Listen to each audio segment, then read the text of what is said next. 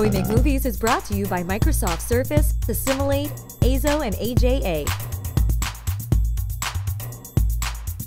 So, Mona, tell me what the story is about.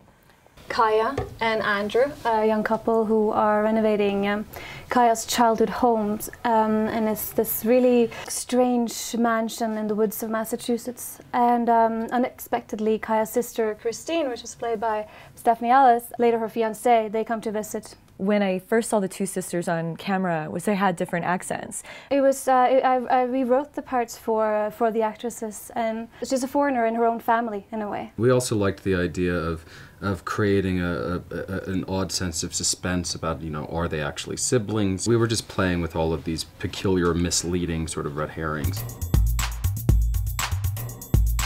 We talked a lot about these characters as archetypes, starting from a relatively cliched place, so that the film's conclusion would be that much more surprising. But I think it was very interesting to play someone that, like Brady says, is very like a straight kind of girl that you see first, but then she has a lot of other things inside of her that comes out because of what happens.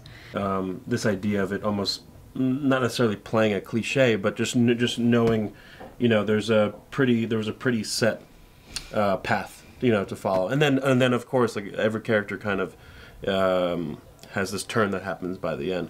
The characters and the content serve as a kind of gateway to larger philosophical themes in a way. Mona and I have always been interested in films that subvert genre expectations. Seeing how the environment affected them all differently was something that was interesting for me as well. Yeah, we were all very affected by the location.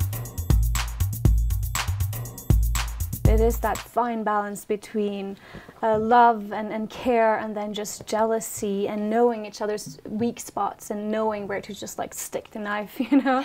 That it's, you know, in a second it can change from that. You have the older one and the younger one, and you get your positions like I was the one who took care of everyone and she was the, you know, more crazy one, and then you have that role, and then once you grow up and you become a grown-up, and how those roles still affect you. I turn up and she has a boyfriend, and her life seems very different to what I remember her being. It's exciting when you have a film that takes place in such a quiet environment in a way, and then to discover how to give all these natural sounds a lot of weight, where sound design and where score meets is something that we were really excited to do. The score was very much birthed of the location. Of the location. The composers came to locations, came on set, and really listened to the natural sounds of the house. Brady and Mona, you co-wrote the script. Can you talk about how you met and what inspired you to write this film? We met through Chris, actually. Chris and I have worked together on several films and became close when we were working on Martha, Marcy, May, Marlene. Mona had been directing a lot of really intoxicating and beautiful music videos, and was had sort of a kernel of an idea for her first feature, and then over the course of about 4 or 5 months, we pounded out a variety of different drafts. What kind of cameras did you guys use in lighting situations in order to really create the mood but not keep the audience too much in the dark? Well, yeah, that was actually really exciting. We shot on the Alexa, because you can, with this camera you can see more than the human eye, and you really see details.